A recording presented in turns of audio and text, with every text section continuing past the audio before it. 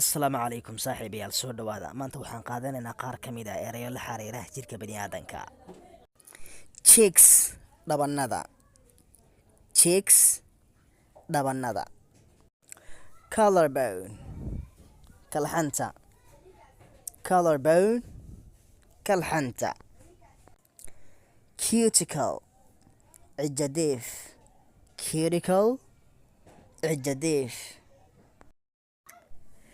Necklace farajirjirka, necklace farajirjir. Palm على عشا، palm على عشا. Nails عجيها، nails عجيها. Foot عكتا، foot عكتا. Eardrum سماعة dhegta، eardrum سماعة dhegta.